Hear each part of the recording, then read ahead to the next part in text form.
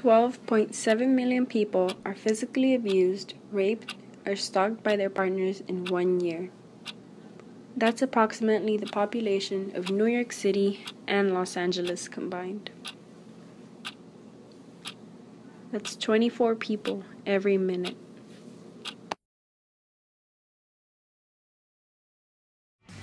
We are P.A.N.G.E.A representatives from Middle College High School, and our goal is to share stories about survivors who have overcome abuse.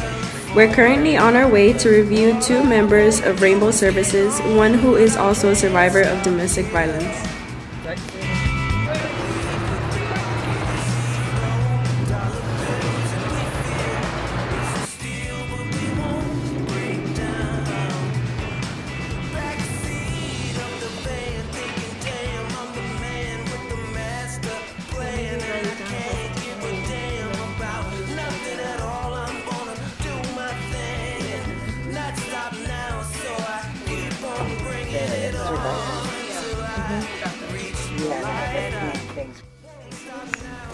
And some of our participants got to do both the before and after, what the abuse was like. So you could see in the middle how it's a lot brighter. So those participants were asked, what's your message of hope, or how did you overcome the abuse?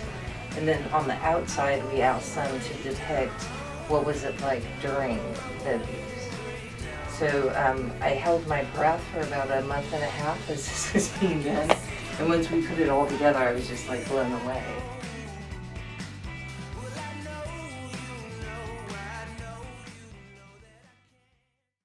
It was just like, name calling, maybe jealousy, and then it started like with hitting and punching and all of that. So by the time I know years passed and I was in this relationship, but then I had children and I was like, too afraid to leave or to do anything. In the beginning, everything started with verbal and emotional abuse. There was name calling, yelling, different things that I knew I didn't like. I felt they weren't okay, but I didn't really get that it was abusive. My heart was just pounding in my chest. I was so scared and so embarrassed, but also so optimistic that somebody was going to do something and make this stop. And nobody did. Nobody said a word. And she became really angry and started to hit me. And I put my arms in front of me like this to try to keep her blows from hitting my face. I knew that if I grabbed her or hit back or pushed her away, if I did anything physical to her in self-defense, the police would come and take me away and I might never see my children again. Domestic violence is a pattern of behavior that establishes power and control over another person through fear, intimidation, and violence. Abuse can happen to anyone regardless of gender, race, sexual orientation, or income. 1 in 4 experience domestic violence during their lifetime. Domestic abuse is the 3rd leading cause of homelessness among families, according to the U.S. Department of Housing and Urban Development. Victims face depression, sleep disturbances, anxiety, flashbacks, and emotional distress. Most women brought to emergency rooms due to domestic violence are socially isolated and had few social and financial resources. Kennedy. Anaya. Elmer. Nikki. Jackie. All right, thanks for sitting on the Jackie side. That'll be easy. Hi. Hi. Thank you for having me. What is your name? I'm Elizabeth Eastland.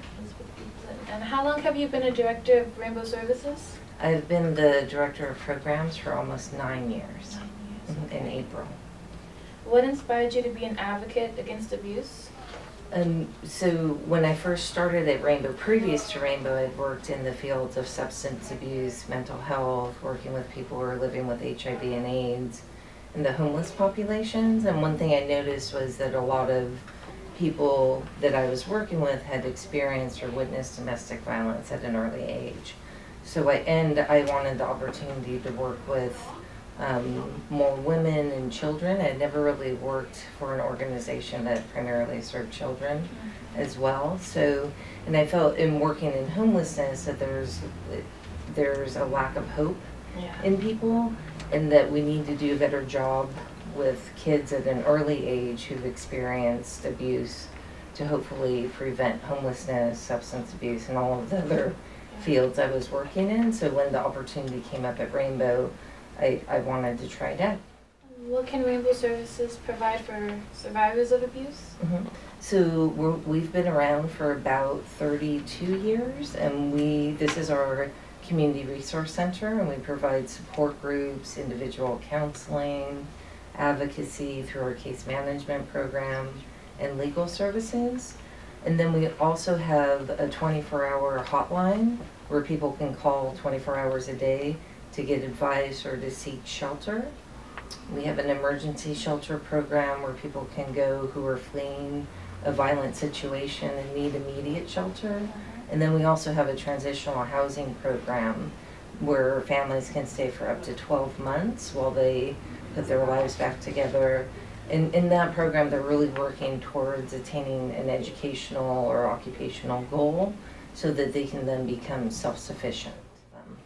If you had a friend that you thought was going through a domestic violence situation, what exactly could you say to them? That there is help out there, and I think what I did in the past was just really talking to them about what might help them in that situation. Like, would they be willing to see a counselor or talk to someone, especially if they didn't want to talk to me about it, even though I knew things were happening. You know, and just educating them about what the resources are. Our hotline is 310-547-9343. So anyone can call that number if they're just looking for resources, whether it's in our area or anywhere around Los Angeles, because we're part of a network of shelters so that we share information with the other domestic violence shelters throughout Los Angeles County. So depending on where they're at, we can refer them or provide them with information about shelters or services in their area. What is your name? My name is Maria. Maria, how old are you? I'm 60. When did you meet your partner and how? This is back in the 70s and 80s. So I was a victim of domestic violence back in the time. And now I'm a survivor, and I work with victims. How did the abuse make you feel? Did it make you feel small, unwanted, useless, controlled? All of the above. Yeah. Were your friends and family aware of what was going on? No, it's something that I kept from, and because I moved from my country, so I had no friends, and my family, I would not tell them, so I wouldn't even visit if I have any bruises. I wouldn't even visit them, so I was isolated. So yeah, nobody knew. Did you ever think that the abuse would end? Yeah, I have faith, and then just remember that this was a person that I love and I marry, so I have faith that, if I do this and that, so if he's gonna change. So yeah, I think it reached a point where I wasn't happy anymore, and I started working, because before that I was just a housewife, so I don't have any connections with people. But once I started working, I started thinking I can do it by myself. I can be by myself. I can, I started thinking more about being independent, so not depend so much on him. And so I started asking questions, and then I was going to school at the time to learn English. People from other states reached out to us because abuse isn't only a problem in our community, it's a national problem. What is a Stop Abuse campaign? Okay, Stop Abuse campaign is dedicated to preventing adverse childhood experiences, which is based on a big study that was done that shows basically the 10 things that can mess somebody up the most for the rest of their life, which are basically anything any normal person would consider to be child abuse and domestic violence. We are dedicated to preventing adverse childhood experiences through public education and public policy. Thank you. How long have you been involved with Stop Abuse campaign?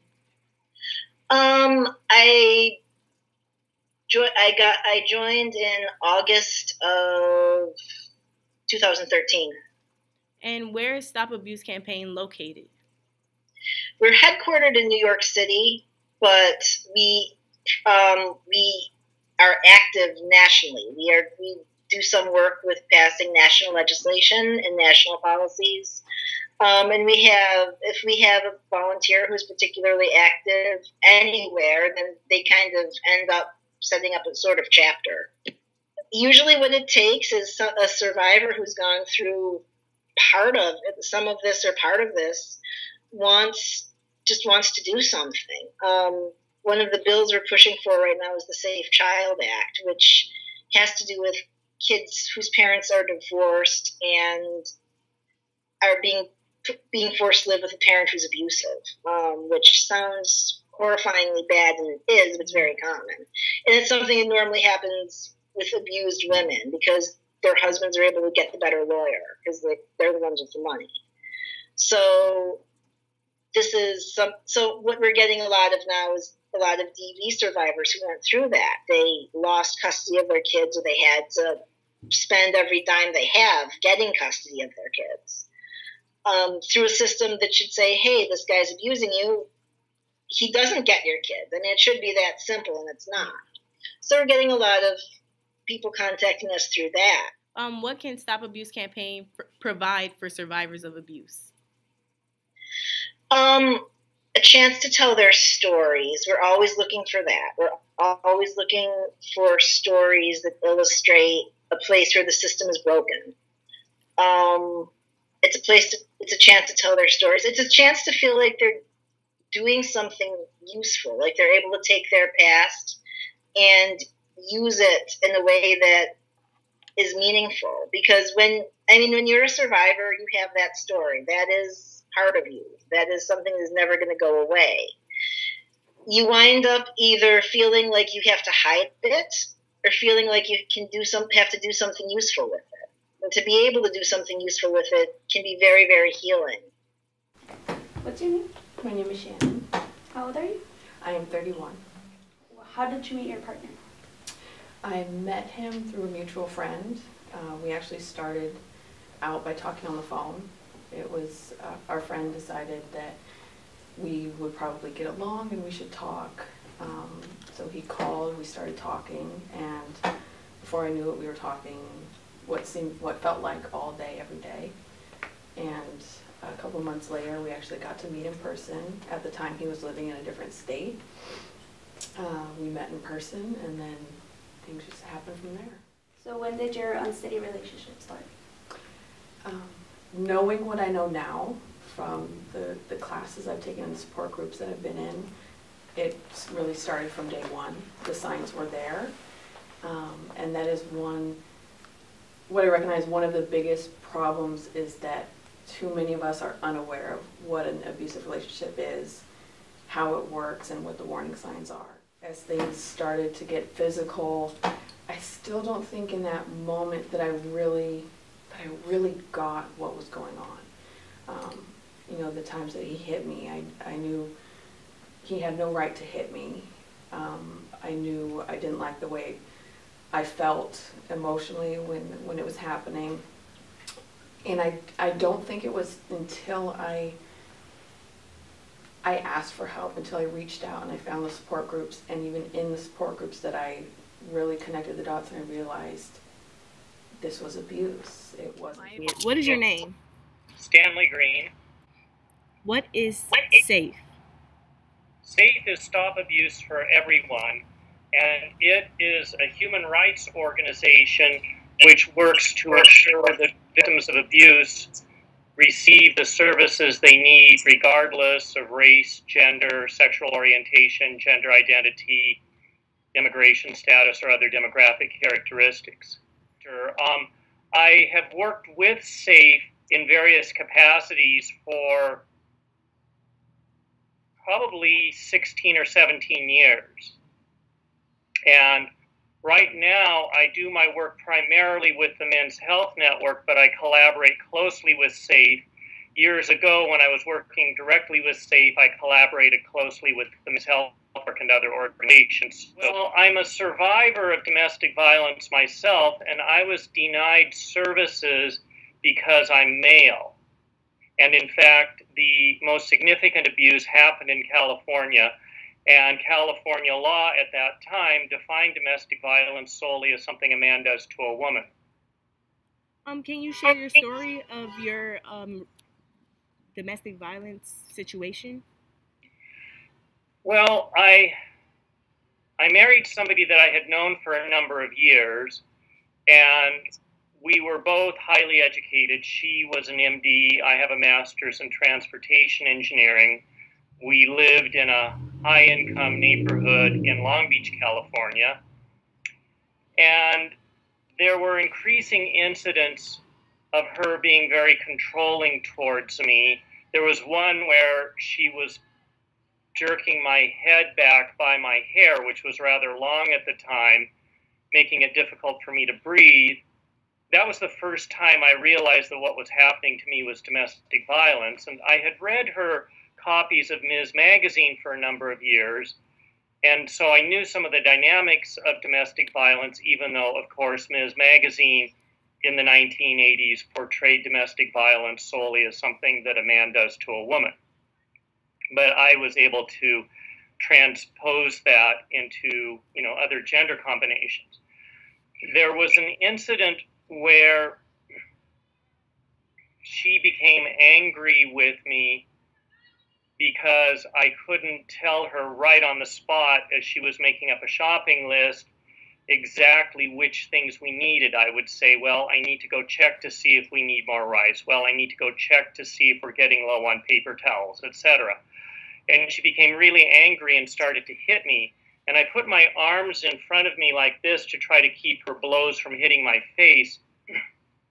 I knew that if I grabbed her or hit back or pushed her away, if I did anything physical to her in self-defense, that if she came up with so much as a bruise, the police would come and take me away and I might never see my children again. Yeah. She was screaming at me, she was swearing at me. Our son was about 2.5 years old at the time, and he was learning language, and I really didn't want him to learn that kind of language at that age, particularly from a role model, namely a parent. So I picked him up. He was a heavy toddler, and she blocked our egress through the front door. So I ran with carrying our son out into the backyard. When I got to the back gate to the alley, I had to undo a heavy steel padlock with a combination, and the padlock fell to the ground. I ran out into the alley carrying our son. My then wife comes up, picks up this heavy steel padlock and hurls it at her. And of course, they don't view it as a domestic violence incident because A, California law defined domestic violence solely as something a man does to a woman, and B, all the training they'd ever had said that domestic violence is only something a man does to a woman. Surrogate measures are still actually in play in California law with regard to domestic violence. And so it's a long-standing cultural stereotype, the stereotype that men are aggressive, that women are nurturing. These are all cultural stereotypes that feed into this. Advice for anyone who is in an abusive relationship. Number one, you have to recognize the signs. You have to know the difference between a healthy and unhealthy relationship. If you are starting to notice that you have knots in your stomach when you even think about the person, you get anxious when you get a phone call, you notice that you're panicked about things and you're worried about making mistakes, doing things wrong. If you ever feel any fear around this person or just thinking about them, most likely you're in an abusive relationship. And the first thing for you to do after recognizing that is to seek help. Seek help in any way you can, whether it's through a friend, a family member. There are organizations out here, plenty of organizations who are ready and willing to help. They have support groups, they have shelters, they have anything you need to get the resources you need to get out safely and to stay out of the relationship. If you need help from law enforcement, please don't hesitate. They're there to help, and your safety is more important than anything else. Reach out whenever you know that you're in need. Is there any advice that you would give to, people who are in these situations now? Yeah, it gets better. I mean, just life will get better, Yes. First of all, you deserve a relationship where you're not being abused. Second of all, if you're staying with the abuser to protect your children, which is a major reason why men and some women stay in the relationship, because they may justifiably fear, especially if the abuser has more economic power or a higher social status, that the abuser might get custody of the children. Reach out to family, reach out to a domestic violence program. If they don't give you good service, reach out to another domestic violence program until you find one that doesn't discriminate because of who you are, whether it's because you're in a same-sex relationship or transgendered, or because you're male, or for some other reason you don't fit the stereotype. Fortunately, more and more domestic violence programs are working hard at being more inclusive.